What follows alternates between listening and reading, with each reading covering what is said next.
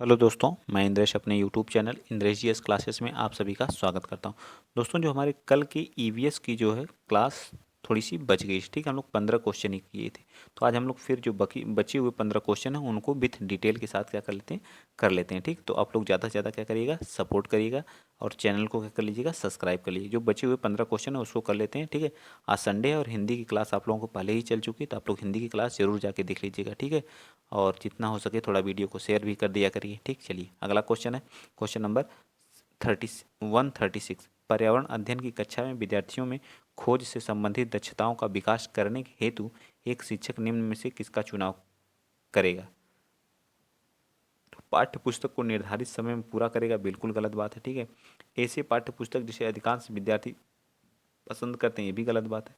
ऐसी पाठ्य पुस्तक जो विद्यार्थियों के लिए महत्वपूर्ण, ये भी गलत बात है। ठीक है, तो क्या करेगा वो, ऐसी पाठ्यपुस्तक जो विद्यार्थियों के दैनिक जीवन से की जुड़ी समस्या से हो। तो डी पार्ट हमारा क्या जाएगा, सबसे सटीक या समझ बेस्ड हमारे क्या थे, क्वेश्चन थे। ठीक, चलिए एक क्वेश्चन पूछा गया, कई बार पूछ चुका है क्वेश्चन। जो अगला क्वेश्चन, क्वेश्चन नंबर हमारा कह रहा है, विद्यालयी शिक्षा में सही शिक्षक अनुपात क्या होता है। जो विद्यालयी शिक्षा में सही शिक्षक अनुपात क्या होता है, तो सही शिक्षक जो अनुपात होता है 1:30 का होता है। ठीक है, 1:30 का होता है। ठीक है, शिक्षण अधिगम प्रक्रिया में जो से छात्रों को अधिगम हेतु अवसर उपलब्ध कराने में छात्रों को वे सभी परिस्थितियां उपलब्ध कराई जानी चाहिए जिससे कि छात्र क्या स्वतंत्रतापूर्वक समस्या को क्या कर सके, सॉल्व कर सके। ठीक है, इसलिए उनका जो अनुपात होता है वन, मतलब 30 छात्र पर जो एक अध्यापक होना चाहिए। ठीक, चलिए आगे चलते हैं। अगला क्वेश्चन, क्वेश्चन आप बता दीजिए कौन सा, क्वेश्चन नंबर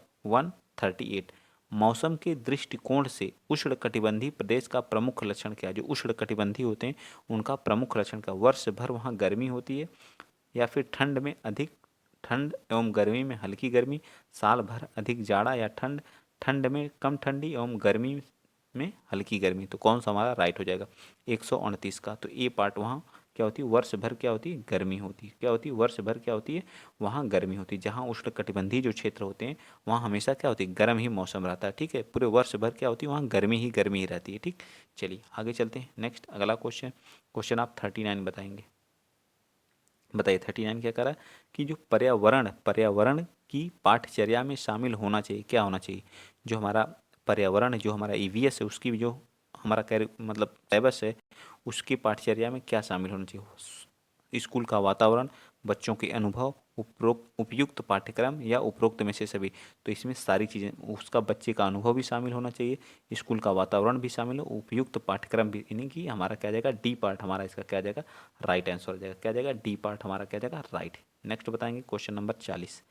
क्वेश्चन नंबर 40 बताइए, कह रहा है दिन और रात होने का प्रमुख कारण क्या होता है। यदि दिन हो रहा है या रात हो रही, तो उसका प्रमुख दिन और रात होने का प्रमुख कारण, एकमात्र कारण है पृथ्वी का अपने अक्ष पर क्या करना, घूमना। पृथ्वी का अपने अक्ष पर क्या करना, घूमना। ठीक है, तो हमारा सबसे राइट आंसर क्या हो जाएगा, हमारा सी पार्ट। ठीक है, पृथ्वी का अपने अक्ष पर क्या करना, घूमना, हमारा क्या आ जाएगा, राइट आंसर आ जाएगा। ठीक, क्या आ जाएगा, पृथ्वी का अपने अक्ष पर घूमना हमारा क्या आ जाएगा, सबसे सटीक आंसर आ जाएगा। ठीक है, तो सी पार्ट हमारा क्या जाएगा, राइट आंसर।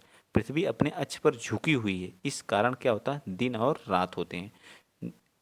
इस कारण दिन एवं रात जो छोटे बड़े होते हैं, अर्थात पृथ्वी अपने अक्ष पर घूमने के कारण ही क्या होते हैं, दिन रात क्या होते हैं, संभव हो पाते हैं। ठीक, ये सारी चीज़ें आपको क्या होनी चाहिए, याद होनी चाहिए। चलिए आगे बताइए।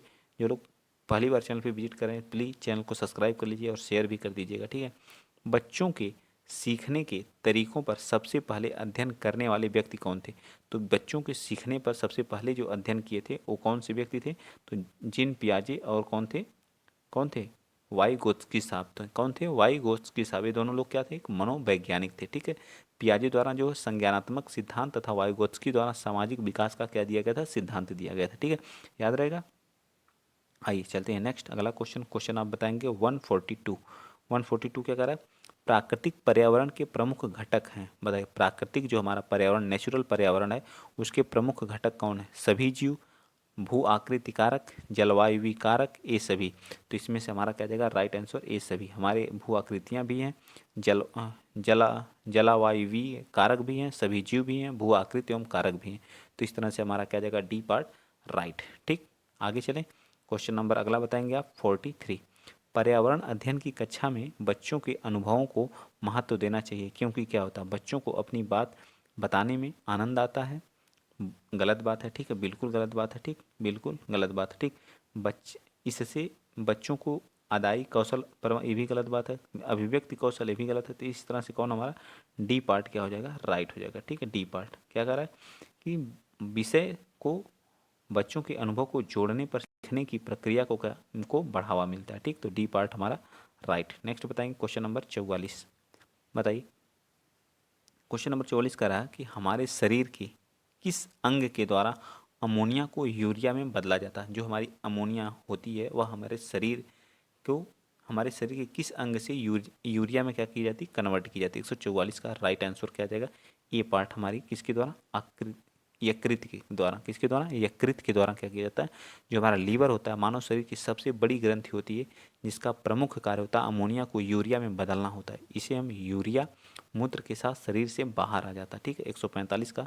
चलिए नेक्स्ट बताइए अगला क्वेश्चन। एक पोषण स्तर से दूसरे पोषण स्तर पर ऊर्जा का कितना प्रतिशत भाग क्या होता है, हस्तांतरित हो जाता है। 145 का। तो कितना प्रतिशत, 10% भाग क्या होता है, हस्तांतरित हो जाता है, ठीक है। कितना प्रतिशत, 10% भाग क्या होता है, एक पोषण स्तर से दूसरे पोषण स्तर पर ऊर्जा का 10% भाग हस्तांतरित हो जाता है। 10% का नियम कौन दिया था, लिंडमैन ने। इसका नियम कौन दिया था, तो ये भी लिख लीजिएगा, कौन दिया था, लिंडमैन साहब ने, ठीक है। लिंडमैन कब दिए थे, 1942 में। ये भी लिंडमैन, ऊर्जा का 10% जो 1942 में कौन दिए थे, लिंडमैन साहब द्वारा दिया गया था, ठीक है। याद रहेगा ना, कौन दिया था 10% का नियम, लिंडमैन, 1942 में। इस नियम के अनुसार 90% भाग जो है प्रत्येक स्तर पर अपनी ऊर्जा प्रयोग में ले लेता है तथा अपने से आगे केवल 10% ही छोड़ता है, ठीक। याद रहेगा। चलिए आगे चलते हैं। नेक्स्ट क्वेश्चन नंबर 46 बता दीजिए। 46 क्या कर रहा है कि ज्ञान, जो हमारा ज्ञान निर्माण में निम्न में से किसकी आवश्यकता होती है। जो हमारे ज्ञान के निर्माण में जो है किसकी आवश्यकता होती है, ये भी बता दीजिए। ज्ञान के निर्माण में अनुभव, अनुभव या अवधारणा का बनना, अन्वेषण, तो हमारा क्या हो जाएगा, इन सभी तीनों चीज़ों की हमारी होती है ज्ञान के निर्माण में आवश्यकता होती है। डी पार्ट है भी इसका क्या आ जाएगा, राइट आ जाएगा, ठीक है, डी पार्ट। चलिए आगे चलते हैं। क्वेश्चन नंबर 47 बताएंगे आप। निम्न में से कौन सा वायुमंडल की स्वतंत्र नाइट्रोजन का स्थिरीकरण करता है। मतलब वायुमंडल में जो स्वतंत्र नाइट्रोजन है उसका स्थिरीकरण कौन करता है, ये पूछ रहा है। तो हमारे जो है नीले हरित शैवाल जो होते हैं, वायुमंडल में जो नाइट्रोजन हमारी उपस्थित होती है कितनी परसेंट होती है, लगभग 78% हमारी क्या होती है, नाइट्रोजन वायुमंडल में क्या होती है, प्रेजेंट होती है। तो इसको स्थिरीकरण करने का कार्य कौन करता है, जो हमारे नीले हरित शैवाल हैं वो करते हैं, ठीक। नेक्स्ट क्वेश्चन नंबर 148 बताएंगे। सामाजिक बुराइयों का उदाहरण है बाल विवाह, दहेज, बाल श्रम। ये सभी हमारे क्या हैं, सामाजिक बुराइयों के क्या हैं, क्या हैं।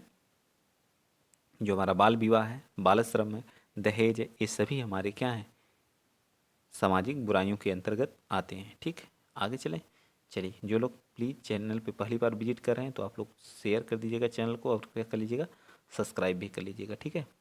चलिए आगे बताइए अगला क्वेश्चन। अगला क्वेश्चन आप लोगों के सामने है क्वेश्चन नंबर 49। बताइए फटाफट बताइए। 49 क्वेश्चन क्या करा, कह रहा है कि पर्यावरण अध्ययन की कक्षा होनी चाहिए। जो हमारी पर्यावरण की अध्ययन की जो कक्षा वो कैसी होनी चाहिए, गतिविधिक आधारित कक्षा, पाठ्य पुस्तक पर आधारित कक्षा, या पाठ्य पुस्तक में दी गई गतिविधियों पर आधारित कक्षा। तो कैसी होनी चाहिए, तो हमारी होनी चाहिए गतिविधिक आधारित क्या होनी चाहिए, कक्षा होनी चाहिए, ठीक है। गतिविधि का मतलब पर्यावरण अध्ययन की जो कक्षा वो गतिविधिक आधारित होनी चाहिए, ताकि छात्रों में पर्यावरण के प्रति क्या होती चेतना, इसके द्वारा क्या होती चेतना, चेतना क्या हो, जागृत क्या हो सके, जागृत हो सके, ठीक है, हो सके। और छात्र उसे अपने वास्तविक जीवन से क्या करें, जोड़ सकें, क्या करें, वास्तविक जीवन से जोड़ सकें। सारी बातें याद होनी चाहिए, ठीक है। आगे आइए क्वेश्चन नंबर, आप आज का लास्ट क्वेश्चन आप बता दीजिए। Question number 50। बच्चों में जो सामाजिक भावना का विकास करने के लिए निम्न में से कौन सा प्रयास सर्वोत्तम है। विद्यालय में विभिन्न त्योहारों का आयोजन करना, अभिभावकों और विद्यालयों में आमंत्रित कर बैठकों का आयोजन करना, बच्चों को स्वस्थ स्पर्धा के लिए तैयार करना।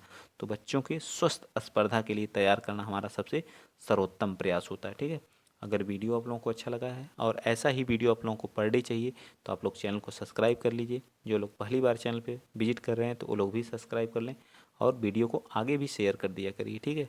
ऐसी ही वीडियो आप लोगों को, जब तक आप लोगों का एग्ज़ाम नहीं हो जाएगा तब तक। हाँ, और देखें पेट में हम लोग एकदम धुआं मचा दिए थे, ठीक है। पेट में जो है एकदम धुआं धुआं हम लोग मचा, जितने लोग मुझसे जुड़े थे सबके अच्छे से अच्छा नंबर आया है, अच्छे से एक लड़के का अच्छा नंबर, क्यों कमेंट में लोग बता रहे हैं कि सर मेरा बहुत ही अच्छा नंबर आया था, ठीक। तो आप लोग भी जुड़े रहिए। सीटेट में भी हम लोग धुआं एकदम मचाए हुए हैं, ठीक है। तो जो प्रीवियस ईयर का महत्व तो उन लोगों को पता होगा जो हमारे साथ जुड़े थे और जिनका अच्छा नंबर आया है, ठीक है, पेट में। ठीक, तो आज के लिए इतना ही। वीडियो अच्छा लगा तो प्लीज़ शेयर करिएगा, चैनल को क्या कर लीजिएगा, सब्सक्राइब कर लीजिए। जय हिंद, जय भारत।